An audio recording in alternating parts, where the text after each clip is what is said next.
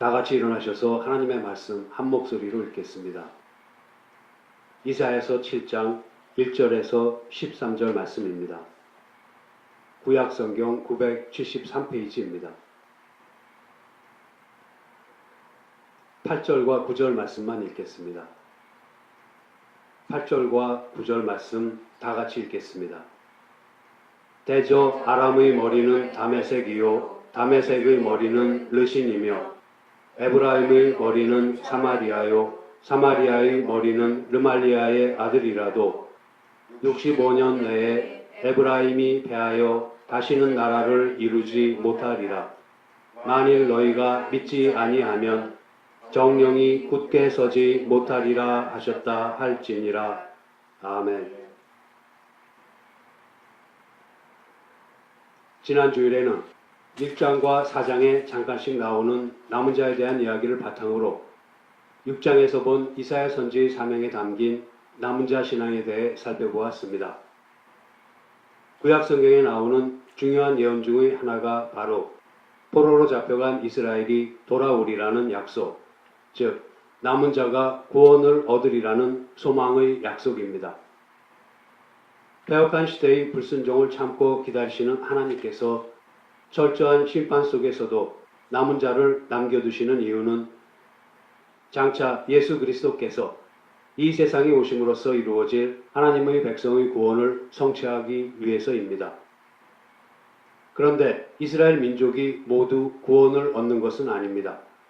그들도 이방인들과 마찬가지로 은혜의 대상일 뿐이며 이스라엘 백성이라도 개개인이 하나님의 부르심을 받아야 합니다.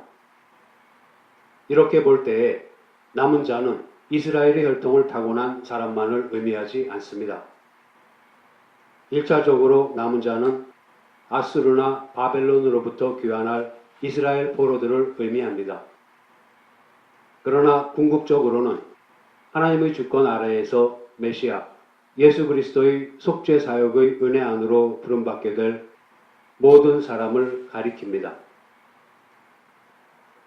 이처럼 스스로의 힘으로가 아니라 하나님의 은혜로 심판과 재난에서 살아남은 남은 자는 하나님께서 베푸시는 구원의 은총을 상징합니다.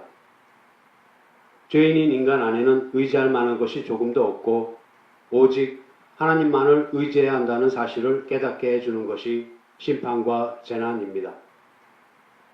그런데 이 심판과 재난이 하는 일이 바로 율법이 하는 일입니다. 율법은 우리로 하여금 죄를 깨닫게 해줍니다. 죄를 깨달음으로써 구원의 필요를 인식하고 하나님 앞으로 나아오도록 하는 것입니다. 사도 바울이 갈라디아 사람들에게 율법은 그리스도에게로 인도하는 몽학선생이라고 한 것은 그리스도에게로 가는 데는 몽학선생 역할을 하는 율법이 필요하다는 말입니다.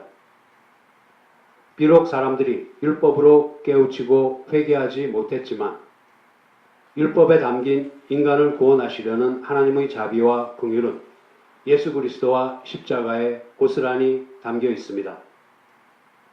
이와 같이 율법이 우리의 힘으로는 구원을 이룰 수 없다는 것을 깨닫게 함으로써 우리를 십자가로 인도하려고 허락된 것과 같이 심판과 재난은 우리를 하나님만을 의지하는 남은 자로 만듭니다.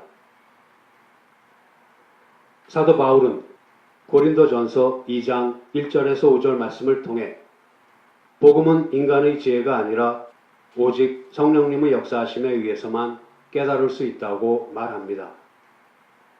이것이 바로 이사야 선지가 받은 사명의 내용으로서 하나님께서 백성의 마음을 둔하게 하며 귀가 막히고 눈이 감기게 하라고 하신 것은 신앙은 우리가 가진 것이나 우리가 이해한 것이나 우리의 종교성이 아닌 오직 그리스도의 십자가에 근거해야 한다는 것입니다.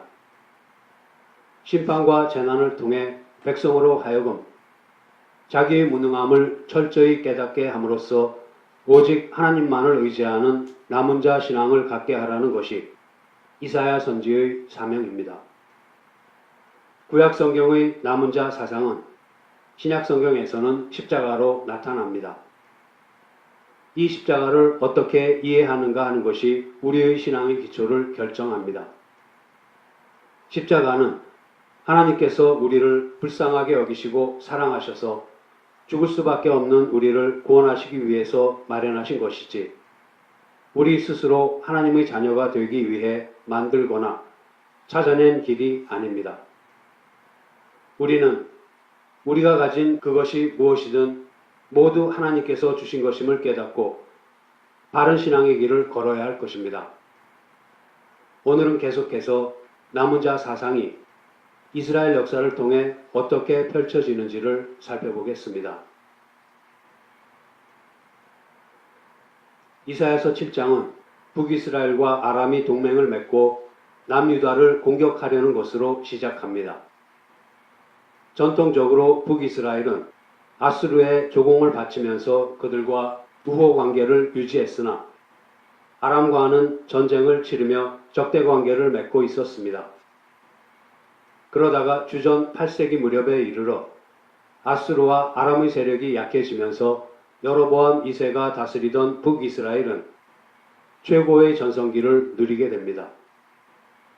여로보암 2세가 죽자 북이스라엘의 전성기는 끝이 나고 아수르는 디글랏 빌레셀이 짓고 나면서 다시 강성해지기 시작합니다.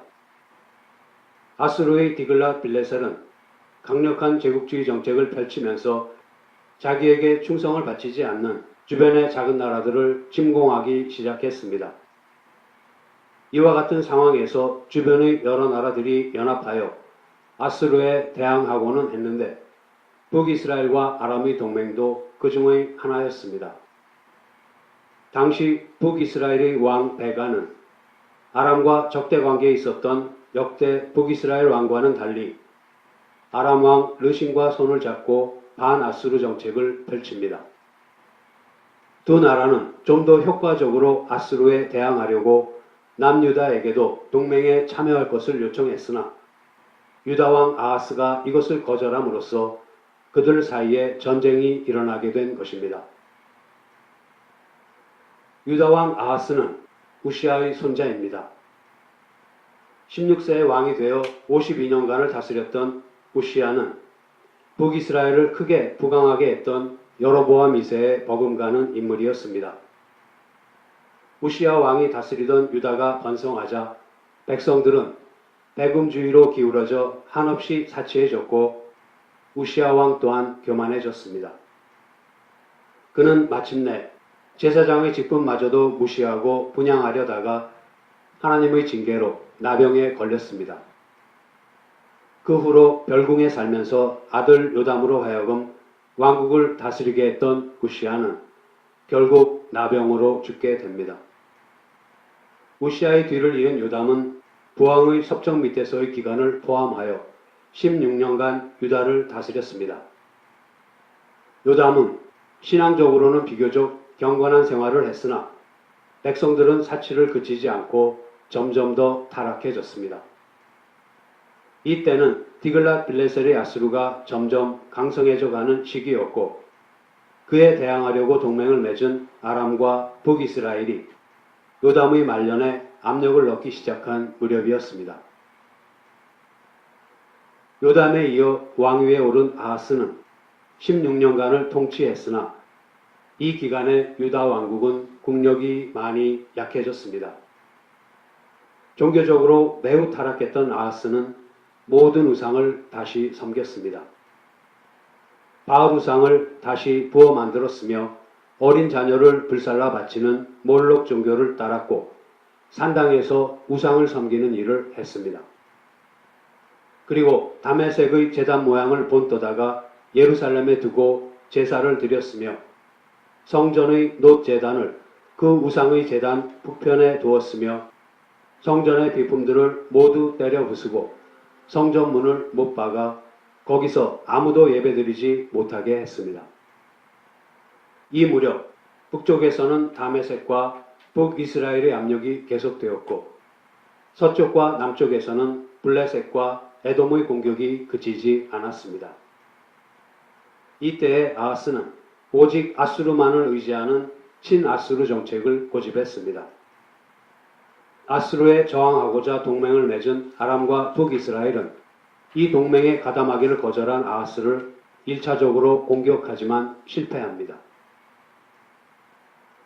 그런데 이사야 선지는 일찍부터 이처럼 아수르를 의지하는 남유다를 향해 종국에는 유다를 돕던 아수르가 오히려 유다를 침공할 것이라고 경고했습니다.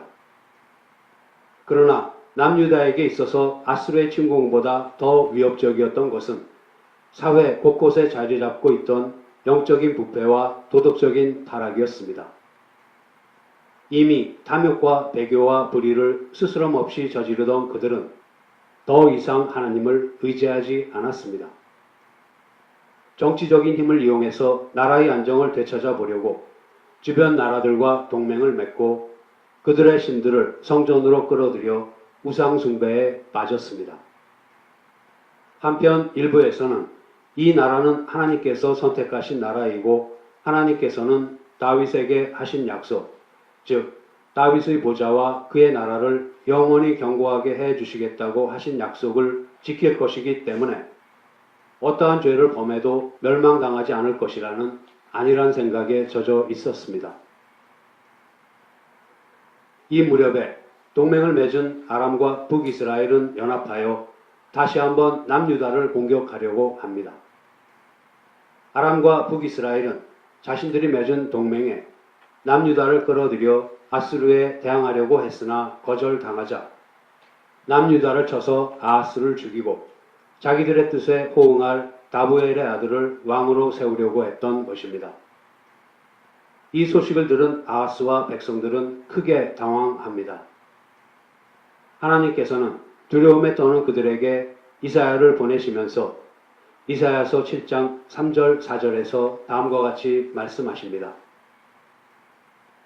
너와 네 아들 스알 야습은 윗못 수도 끝 세탁자의 밭 큰 길에 나가서 아하스를 만나거라. 그리고 그에게 이렇게 말하여라. 조용히 기다리고 두려워하지 마라. 아람 왕 르신과 르말리아의 아들이 분노한다 할지라도 연기 나는 두 부직갱이 토막에 불과하니 거기에 마음 약해지지 마라. 하나님께서는 이사야 선지에게 그의 아들을 동행하라고 하셨는데 거기에는 이유가 있었습니다. 그 이유는 아들의 이름, 스알 야습이 상징하는 바를 통해서 메시지를 전하시기 위해서였습니다. 스알 야습의 뜻은 남은 자가 돌아오리라입니다. 이 이름의 뜻은 6장의 마지막 절인 그 중에 10분의 1이 오히려 남아있을지라도 이것도 삼키운 바 될 것이나 밤나무 상수리나무가 배임을 당하여도 그 구루터기는 남아있는 것 같이 거룩한 씨가 이 땅의 구루터기니라 하신 구루터기 예언과 맞물려서 나라의 혼란 속에서도 하나님께서는 그의 백성을 반드시 지키실 것이라는 메시지를 담고 있습니다. 이것을 통해 하나님께서는 북이스라엘과 아람 연합군의 침입뿐 아니라 이후에 있을 아수르의 침공에서도 반드시 하나님의 백성을 지켜주실 것을 약속하고 계십니다. 앞서 살펴본 바와 같이 심판과 재난 후에 있을 구원의 은총을 상징적으로 표현하는 남은 자는 스스로 살아남은 자가 아니라 하나님께서 은혜를 베푸셔서 심판과 재난 가운데서 남겨놓으신 자를 뜻합니다. 비록 유다의 최악의 사태가 벌어지고 소수의 남은 자만이 살아남게 된다고 할지라도 하나님께서는 이미 다윗에게 영원한 왕조를 약속하셨기 때문에 남유다는 점령당하지 않는다는 것을 말해줍니다. 그러면 지금부터 몇 번에 걸쳐서 남은 자 사상이 실제 역사 속에서 어떻게 구체적으로 전개되어 가는지를 살펴보겠습니다. 하나님께서 이사야 선지에게 윗못 수도 끝 세탁자의 큰 밭길에 나가서 아하스 왕을 맞으라고 하셨습니다. 윗못은 기드론 골짜기에 있는 기온 샘으로 이스라엘 백성이 예루살렘에 정착하기 전부터 물을 공급해 주던 식수의 근원지였습니다. 아하스 왕은 아람과 북이스라엘 동맹군의 예루살렘 침공 시 식수를 확보하는 문제 때문에 이곳에 나왔습니다.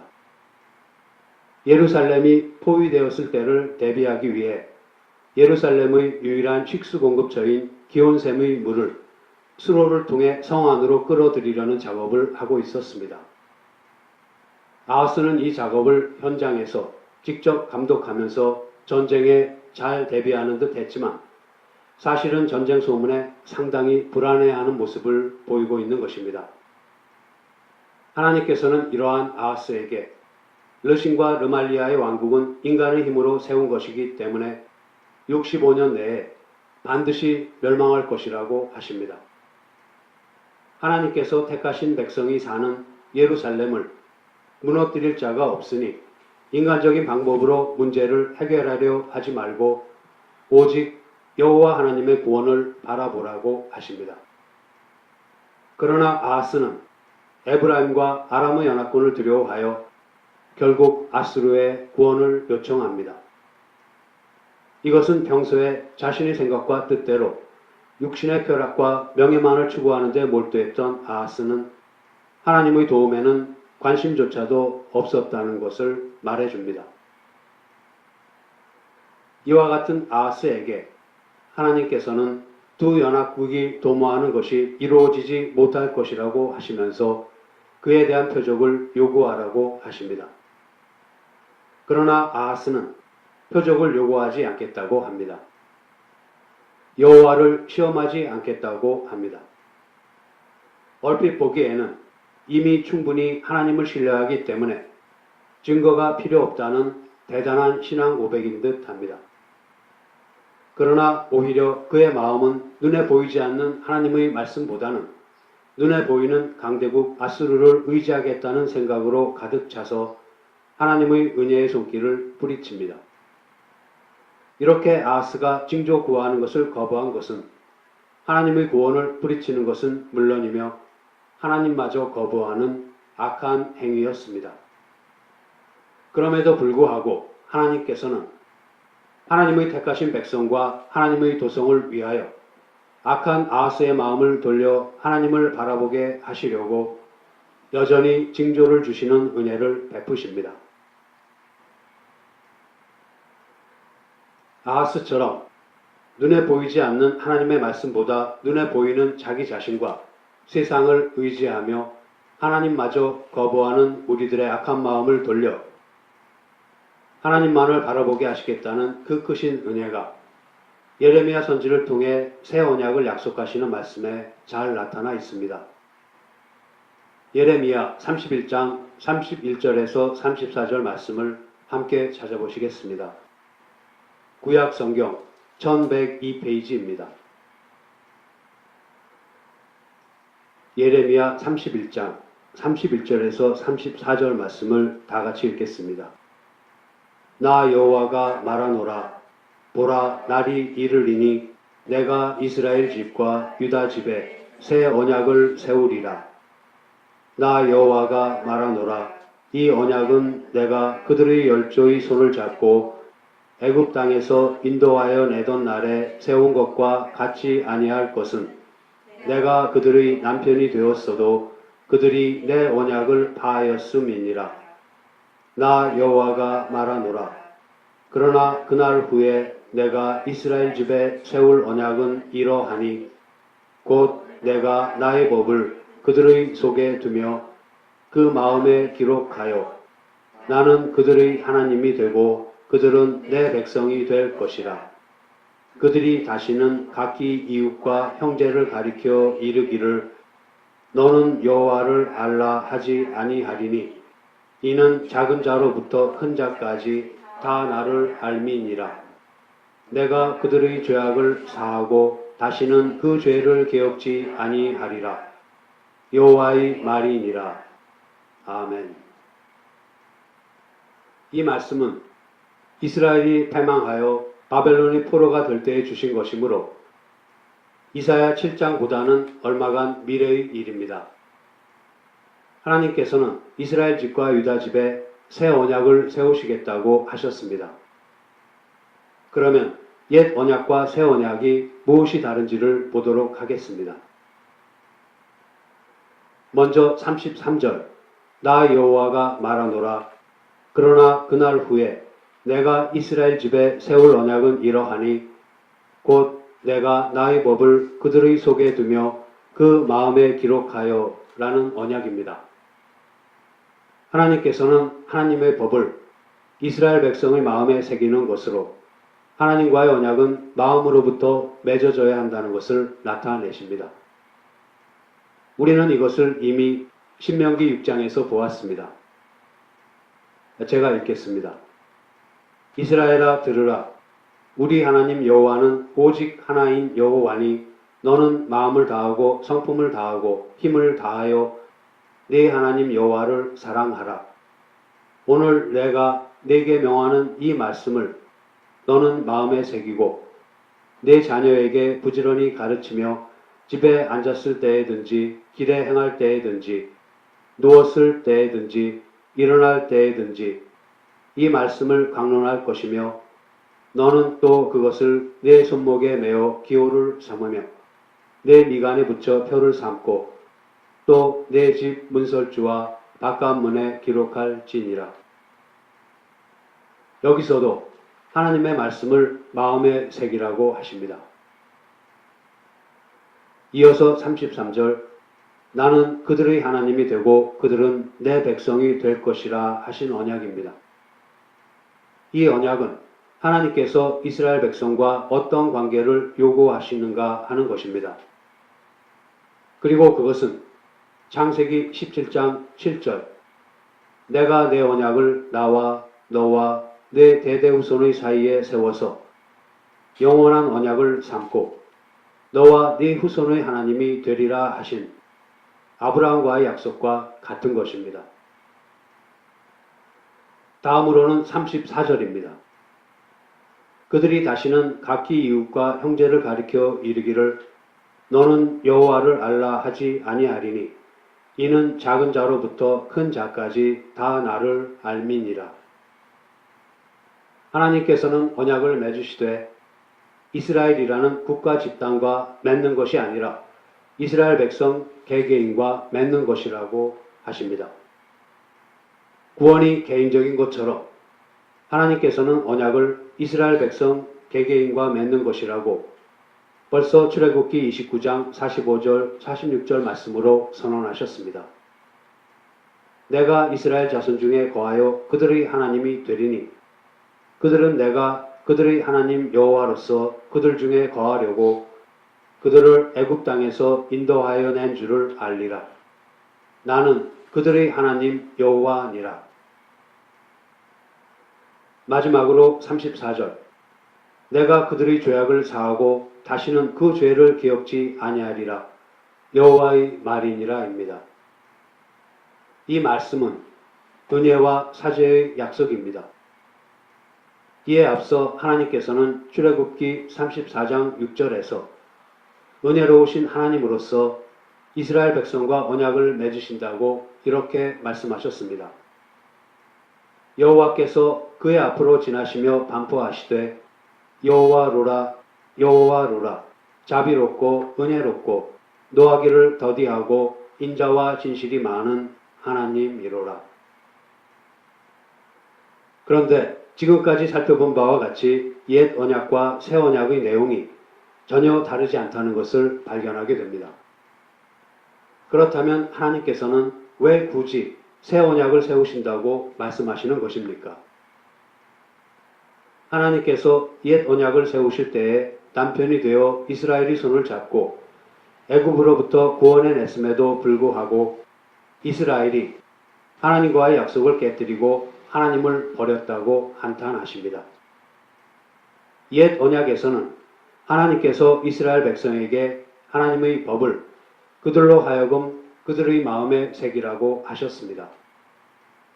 그러나 새 언약에서는 하나님께서 직접 하나님의 법을 이스라엘 백성의 마음에 기록하시겠다고 하십니다. 그러므로 새 언약이 옛 언약과 다른 것은 내용이 아니라 그 언약을 성취하시는 하나님의 방법입니다.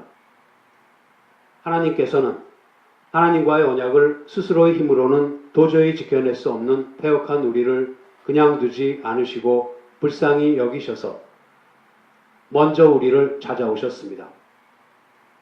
그렇게 하나님께서는 예수 그리스도 안에서 우리를 남은 자로 곧 자기 백성으로 삼으시고 구원하시고 거룩하게 하십니다. 오늘의 본문 5절에서 8절 말씀입니다. 아람과 에브라임 왕과 르말리아의 아들이 악한 꾀로 너를 대적하여 이르기를 우리가 올라가 유다를 쳐서 그것을 고나게 하고 우리를 위하여 그것을 파하고 다부엘의 아들을 그 중에 세워 왕을 삼자 하였으나 주 여호와의 말씀에 이 도모가 서지 못하며 이루지 못하리라. 대저 아람의 머리는 다메섹이요 다메섹의 머리는 르신이며 에브라임의 머리는 사마리아요 사마리아의 머리는 르말리아의 아들이라도 65년 내에 에브라임이 패하여 다시는 나라를 이루지 못하리라. 만일 너희가 믿지 아니하면 정령이 굳게 서지 못하리라 하셨다 할지니라. 아람 왕과 북이스라엘 왕은 동맹을 맺고 유다를 쳐서 파하고 다부엘의 아들을 왕으로 세우자는 계획을 세웠습니다. 그러나 그 계획은 이루어지지 못할 것입니다. 왜냐하면 사람이 마음으로 자기의 길을 계획할지라도 그 걸음을 인도하시는 자는 여호와시니라 하신 말씀대로 세상의 모든 일은 하나님의 허락이 있어야 이루어지기 때문입니다. 하나님은 한 국가의 흥망성쇠와 온 세계 역사를 주관하시는 주권적 섭리자이십니다. 65년 내에 에브라임이 패하여 나라를 이루지 못하리라는 말씀은 남유다를 공격한 북이스라엘이 결국은 아수르에게 멸망하고 그 백성이 포로로 잡혀가는 일을 가리키는 것으로 보입니다.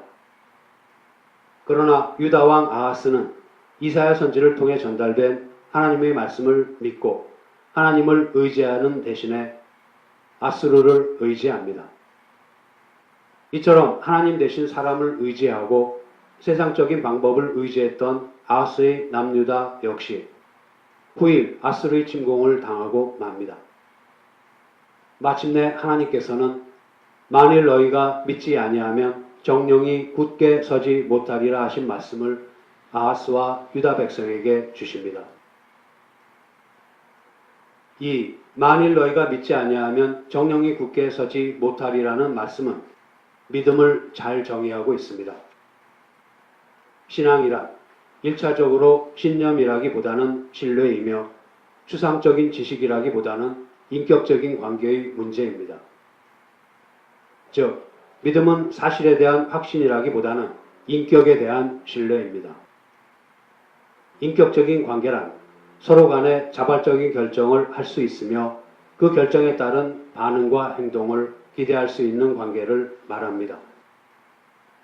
그래서 믿음이란 그러한 인격을 갖춘 당사자들 사이에 존재하는 것입니다. 히브리서 11장 1절 말씀은 또한 믿음을 이렇게 정의하고 있습니다. 믿음은 바라는 것들의 실상이요 보지 못하는 것들의 증거니. 믿음이란 앞으로 소유하게 되리라고 약속된 것을 현재 소유하는 것과 다름이 없이 여기는 것이라고 합니다.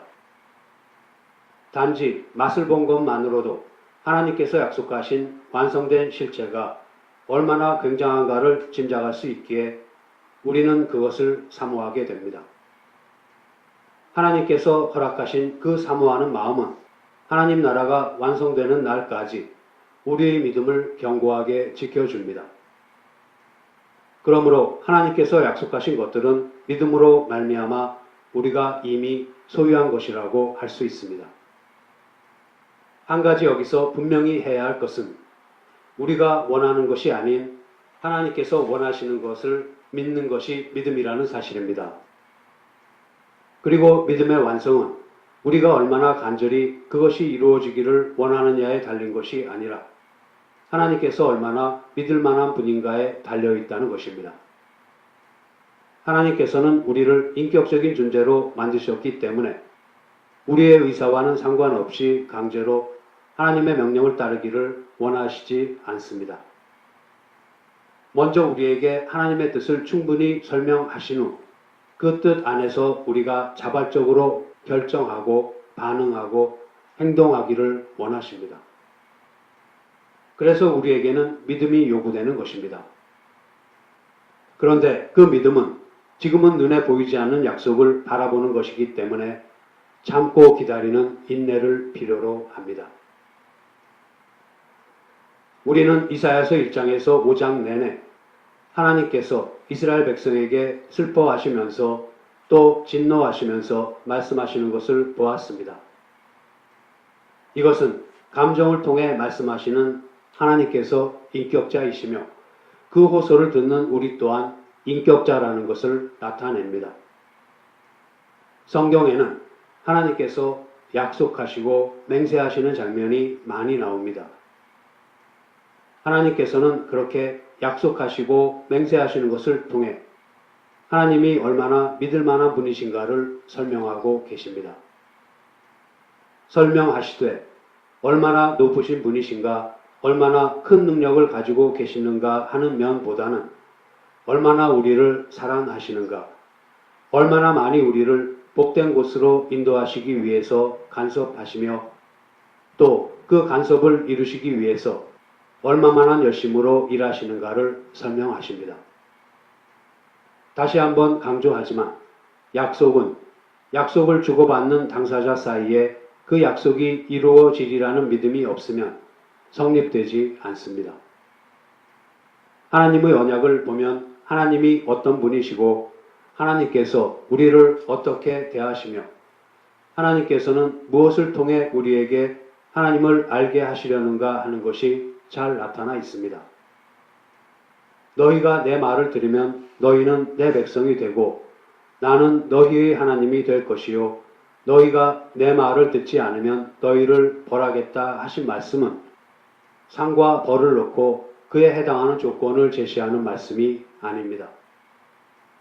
우리의 어떠함에 의해 좌우되지 않으시며 홀로 모든 계획을 세우시고 이루시는 하나님께서 이렇게 말씀하시는 그 속뜻은 우리가 진정으로 하나님이 누구이신가를 알기를 원하신다는 것입니다. 하나님이 얼마나 믿을 만한 분이신가, 얼마만한 자비와 긍휼을 베푸시는가, 우리의 연약함과 무지함을 은혜로 덮으시고 용서하시는 일을 얼마만한 열심으로 끝까지 책임지시는가를 보라는 것입니다. 이것을 아는 것이 바로 믿음입니다.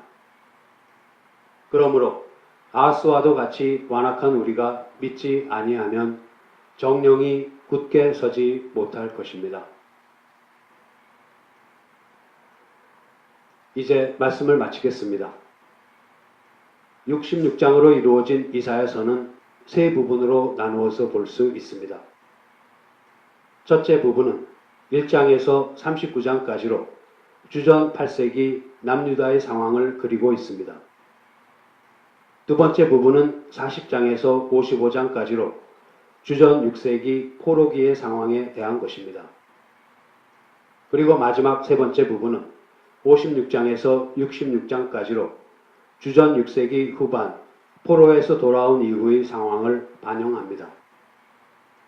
오늘의 본문이 있는 7장은 첫 번째 부분인 1장부터 39장 중에서도 이사야 선지의 전기 활동을 나타내는 1장부터 12장에 속합니다. 이사야 선지는 1장부터 6장에서 북이스라엘과 남유다 두 왕국에 대한 하나님의 심판과 희망의 메시지를 선포하며 자신의 소명에 대해서 밝히고 있습니다. 7장부터 12장에서는 당시의 시대 상황에 초점을 맞춘 예언을 하면서 위기의 역사 속에서 하나님을 끝까지 의지해야 한다는 것을 힘주어 선포하고 있습니다. 주전 8세기가 되면서 이스라엘 주변의 정세는 앞날을 전혀 예측하지 못할 정도로 급변하고 있었습니다. 북이스라엘과 아람 연합군의 침공 위협을 스스로 막아낼 자신이 없었던 남유다의 아하스 왕은 아스루의 도움을 요청합니다. 그러면서 내부적으로는 예루살렘이 포위되었을 때를 대비해서 성 밖의 기온샘으로부터 식수를 끌어들이기 위해 수로 공사를 진두지휘합니다. 이처럼 하나님을 의지하지 않고 강대국을 의지하는 행위나 자신의 방법과 노력으로 나라를 지키려는 태도는 하나님께서 원하시는 모습이 아닙니다. 이사야 선지는 구원의 예언을 통해 두려워 말며 낙심하지 말라고 아하스를 위로합니다. 예루살렘을 침공한 르신과 르말리아의 아들 베가는 타담한 부직갱이에서 나오는 연기만도 못하니 두려워 말라고 합니다. 그것은 그들이 하나님의 뜻과는 전혀 상관없는 일을 도모하는 자들이므로 하나님의 진노의 심판을 피할 수 없기 때문입니다. 역사의 주관자이신 하나님께서는 앞으로의 북이스라엘의 운명에 대해서도 반드시 멸망할 것이며 다시는 나라를 이루지 못할 것이라고 말씀하십니다. 이것을 통해 우리는 하나님의 뜻을 거스르는 민족은 반드시 멸망한다는 사실을 알게 됩니다. 하나님께서는 만일 남유다도 북이스라엘과 마찬가지로 하나님을 신뢰하지 않는다면 그들처럼 멸망할 수밖에 없다는 것을 이렇게 선언하십니다. 만일 너희가 믿지 아니하면 정령이 굳게 서지 못하리라. 성도 여러분, 우리가 두려워해야 할 대상, 그리고 우리를 지키시는 분은 하나님이시라는 것을 분명히 깨달음으로써 위기의 상황에서도 세상의 힘이나 우리 자신의 힘이 아닌 오직 하나님만을 의지하는 저와 여러분이 되기를 소원합니다. 기도하시겠습니다. 하나님 아버지, 눈에 보이지 않는 주님의 말씀보다 눈에 보이는 자기 자신과 세상을 의지하며 때로는 주님마저 거부하는 저희들의 완악함을 용서하여 주시옵소서. 이처럼 악한 저희들의 마음을 돌려 주님을 향하게 하시고 오직 주님만을 바라보게 하시는 그 크신 은혜를 잊기를 소원합니다.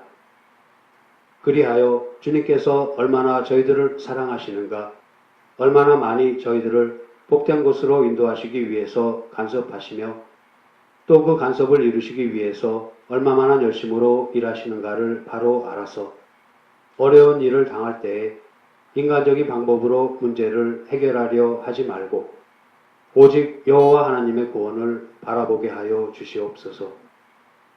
주님께서 저희들에게 약속하신 것을 통해 주님이 어떤 분이시고 저희들을 어떻게 대하시며 무엇을 통해 저희들에게 주님을 알게 하시려는가 하는 것을 잘 깨달아서 그 믿음 위에 굳게 서는 저희들이 되게 하여 주시옵소서. 우리 주 예수 그리스도의 이름으로 기도드립니다. 아멘.